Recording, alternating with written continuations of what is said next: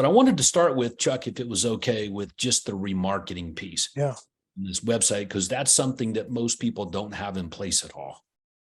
I can't tell you how excited I am about this. This is my favorite part, and I'm super pumped about this. It's gonna be great.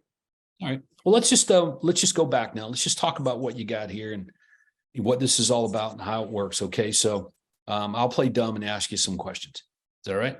Mm-hmm. Okay. So this is a template. And I remember having a couple of members call me and say, hey, my website is pretty much a template. And I'm like, well, I hope so. I just hope it's the right template. You know what I mean? Like, your whole business is a template. Let me repeat, I'm talking to everybody looking at us right now. Your whole business should be a template of a business that is most like you want it to be. Okay. That's how easy this is. When you template your business, or quote, model it out based on something that works, you're going to be fine. It's when we get off the rails and we start inventing things, colors and all kinds of variations and stuff like that. Doesn't make sense. All right, but look at the homepage. Okay, so down the homepage here, I like this. Statistical USPs. I like it.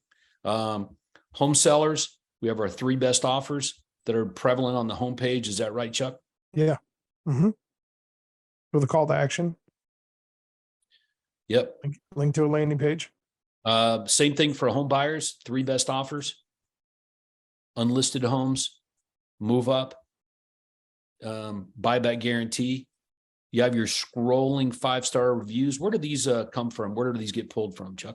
We actually, when we asked the members where they want us to pull them from, and then we make a repository of them on the back end, and then we post them on the front. Mm-hmm. So wherever they want, wherever they say to pull from. Okay. So they just automatically will scroll across. Is there a limit to the number of reviews there? Or is there? Yeah. I mean, I think if you've got more than, I think there's a number like 60 or 75, then it could slow the site down a little bit. So we want to try and keep it under that number. All right. Mission, core values, excellent to have on a homepage of a website. No question about that. It's something that's rare in the real estate industry, but very, very prevalent. And just about, go to Tony's site, go to Grant Cardone's site, go to John Maxwell's site, just go to the premier, leaders in business today and see what I see. All right. Careers. So you get your 3 best offers there on careers, same with preferred vendors. And some excerpts from whatever's happening on the blog page, on the homepage. Now, why an FAQ page? So an FAQ data is actually preferred by Google to help, with pre-answering questions. So we want to have this up here for SEO, but then we weren't exactly sure, as you know, from our day together. We knew that we needed FAQs, but we didn't know what to put up there. Mm-hmm. So that's where you came in with this content here. And that allows us to have FAQs, which we can offer up to Google as schema data. And that will help us to rank higher and be more relevant to the end user. But now with Proctor content. Mm-hmm.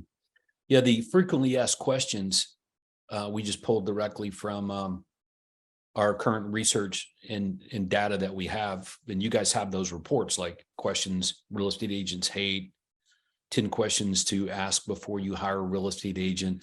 Those questions were just made up. Like, there was market study and research. Craig spent a lot of money and time to come up with that. So we don't need to reinvent things. We just need to put them out into the public where Google likes them. So that's where that came about. So that was pretty slick. All right, so let's go back up. Now, this background picture that's on this site, I can change that. You could. We tried to pick the most universal one that we can. I want to offer up that changing the background picture is going to open this up for people to make their own decision and kind of. Well, that could be a problem, but tell me that could be an issue. Like, do you have like a menu of photos to pick from? Yes. Yeah. See, my preference would be to, what's a nice way to idiot proof this, because some people will throw up pictures that,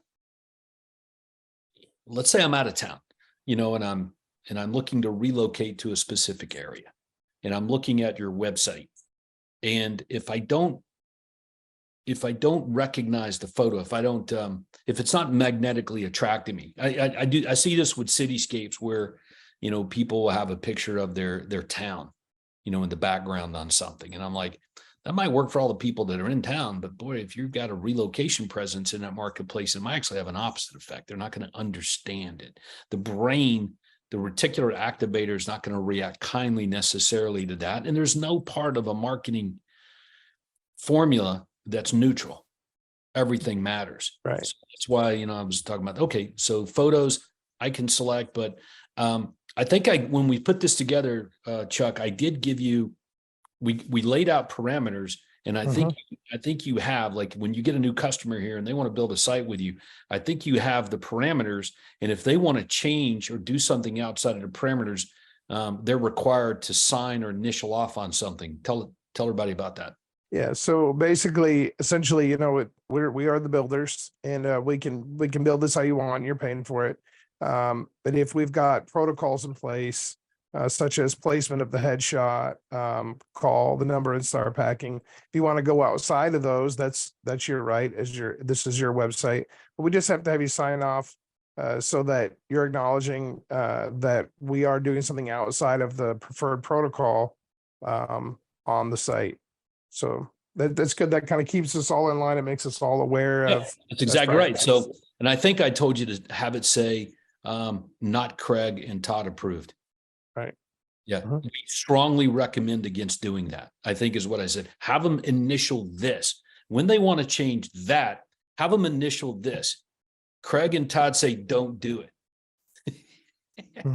Right. I think is what we come up with, something like that. But for example, the menu bar. Okay. Which was pretty well thought out based on some market studies. Yeah.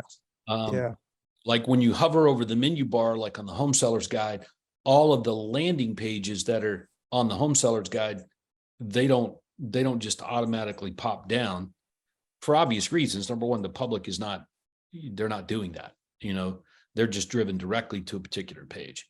All right. And you said that Google would prefer, like, all of the landing pages actually be its own menu inside the site, like this guide. Yeah, you actually are able to retain a higher page rank for your homepage when you have fewer links away from the homepage. So when you get into 50, 75, 100 links away from the homepage due to significant drop-down menus, your page rank for the homepage starts to go down.